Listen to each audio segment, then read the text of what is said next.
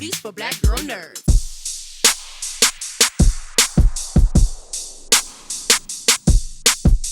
I'm good. How are you? So good. It's so good to chat with you. I was not ready for a Jazzman's Blues. This is insane.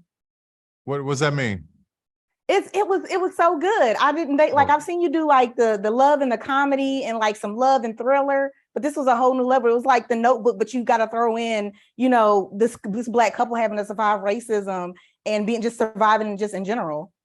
Wow. Wow. What's that behind you? These are Funko Pops. So they're like comic, like little like action figures, I guess you could think of. I see. Okay. All right. I'm with you. But I wanted to ask you, I guess one of the things too, I love the way you kind of depict the Deep South in this and having to talk about, being in the 1940s. How did you determine as a director, like, what do you want in the background behind them, like the yew tree and the different sets and stuff like that? Like, how did you determine what you wanted to focus on?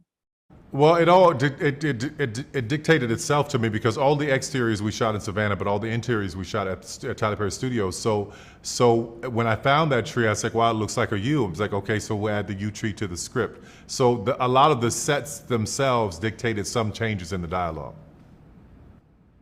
Oh wow, yeah, it was. I remember that scene, seeing Leanne and Bayou at that tree was like the thing that caught my attention right away to want to watch the film.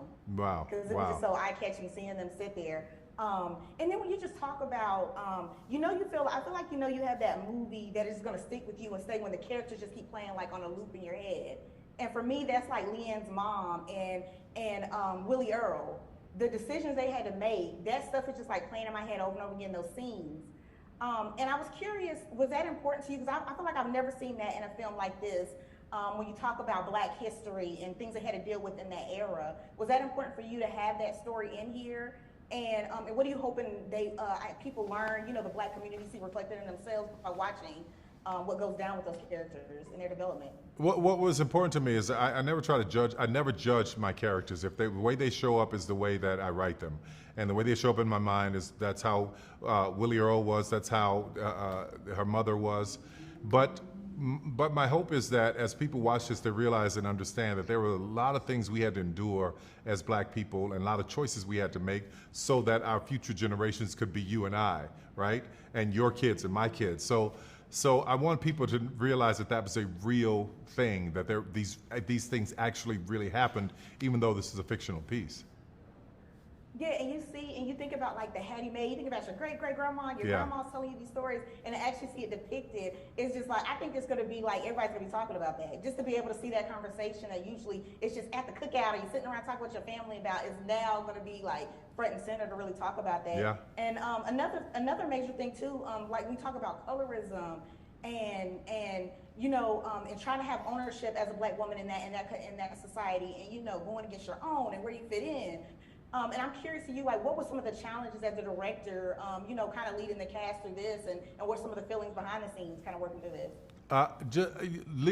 First of all, I hired the right cast. I mean, everybody, Amirah, Austin, Joshua, Solea, Milana, everyone knew the assignment. They understood the assignment. They came with their A game. So that made it a lot easier for me as a director. And having Debbie Allen to do choreography and Terrence Blanchard to do music, everyone helped elevate what was on the page. And there wasn't one person there who saw it in a different sense. So that for me was really amazing. Look, the whole thing is amazing. I can't wait for people to check it out. And just thank you. Like, I'm excited. This is so cool to see you doing this realm. So this is gonna be cool. Thank you very much. Thank you. I appreciate it. I'm good. How are you? This is fantastic. Like, you start the movie and Hattie Mae is just not to be played with, and I love it. I love it too. I love it. I know it's so cool. So if I was to say the sentence, women in the 1940s, 1930s had to have what to survive, what would you say? Oh, they had to have sense of self. I just came up with that one, but I feel that because I feel like Hattie Mae had a true sense of who she was, what she stood for, what she didn't stand for, and I think that's how she protected her family and her own personal joy.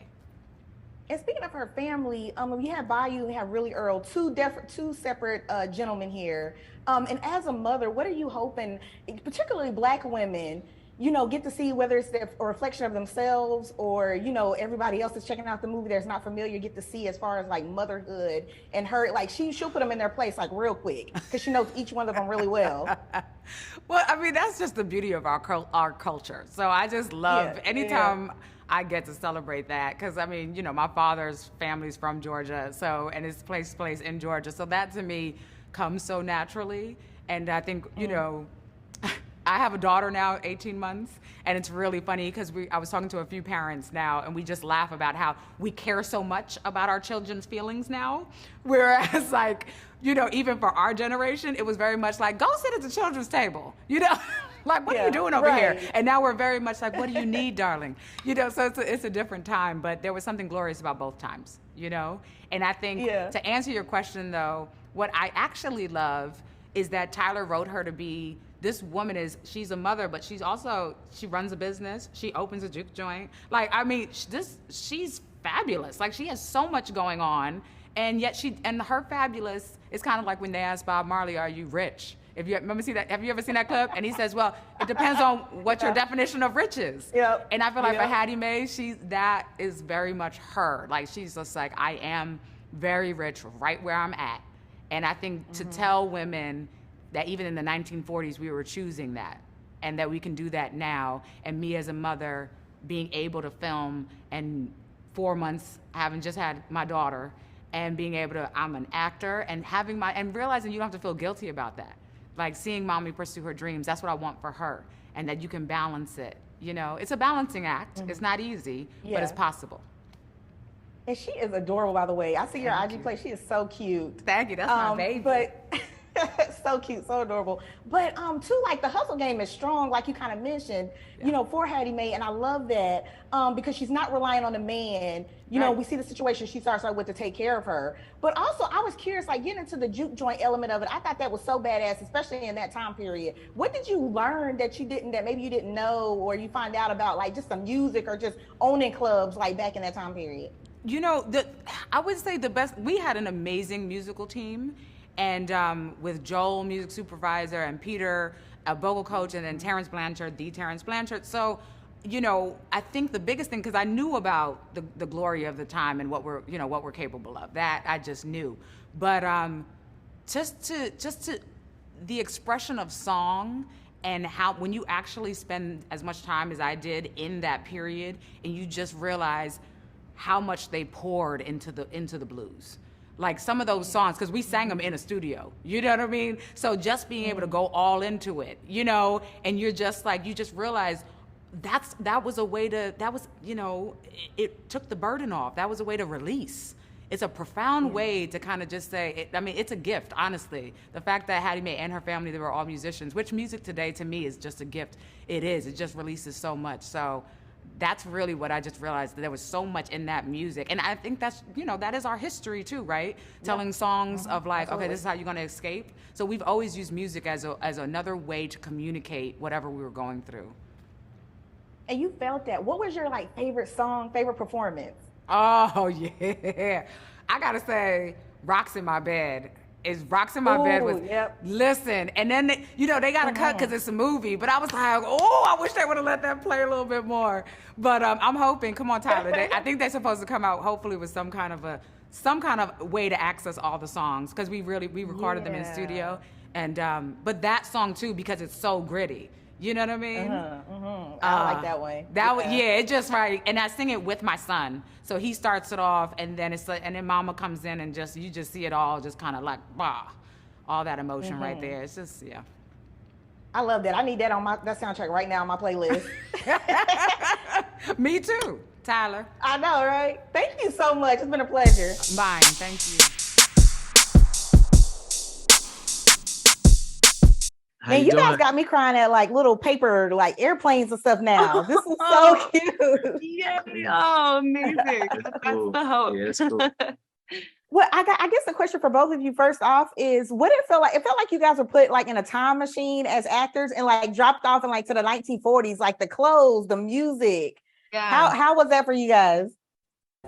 I mean, it's magical. Like, Tyler really brought in people who were ready to do he brought masters of their craft for every different department in this film. So, you know, as soon as I had my wigs on, I was just like, I'm a different person. The costumes were so detailed and character, like, we're all telling a story. The set design was like, as if it was like exactly what I had imagined when I read the script. And so that just makes your job that much easier. You know, you come in understanding the script, understanding the era, and then you drop in with all the elements, and then you're like, we're there, you know?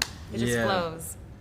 Yeah, it's what I've wanted. You know, let me speak for myself, you know, to be in a period piece, and I want many more. You know, I don't stray away from history or from those elements, because I feel like they still inform today, you know, and or speak to today in a way that's healthy for humanity or necessary for humanity.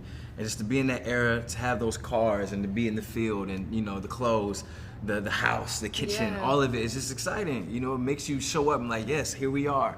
And to be dropped in and ready, you know, it was fun. And well, you know, Joshua, too, what I thought was interesting too is like you have this black love story, right? And particularly black men get in the show, how they did love in like the you know, the Jim Crow era, like back in the day, it was different. Yeah. And just being able to survive and be able to show that kind of love. And I'm curious, what do you hope, you know, black men, the black community, people that aren't necessarily black but get a new outlook on that, being able to watch a film like this, pick up about that? Because I thought that was such an interesting love story that hasn't been told before. Yeah, I think it's necessary and needed. You know, sometimes we need love on display.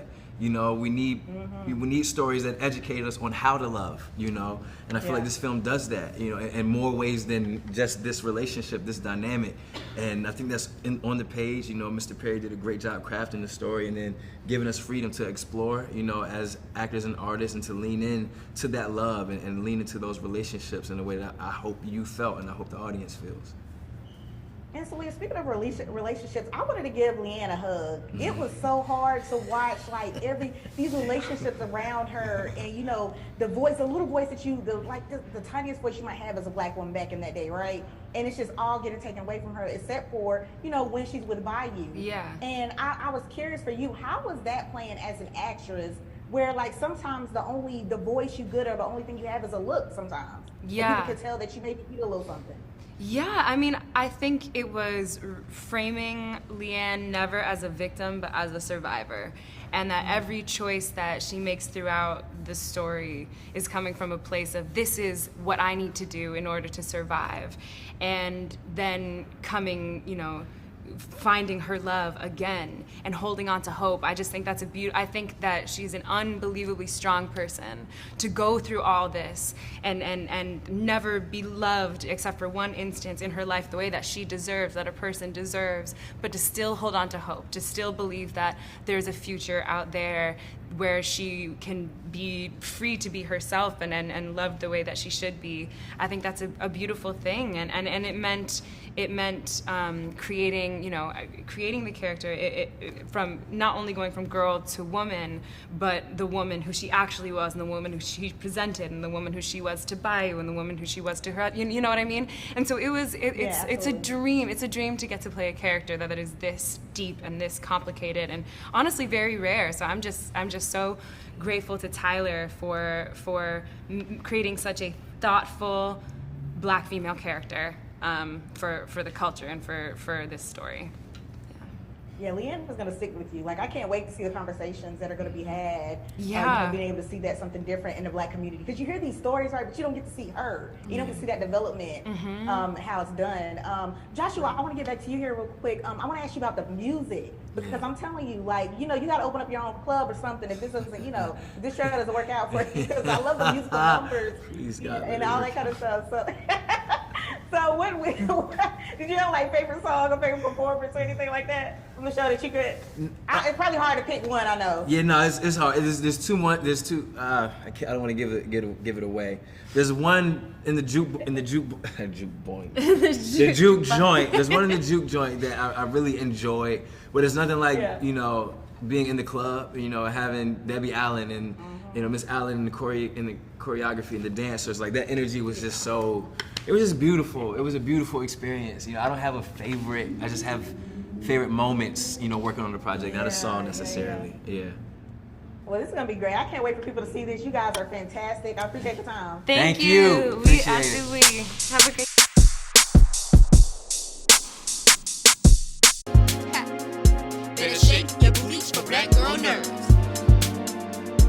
shake your booties for black girl nerds.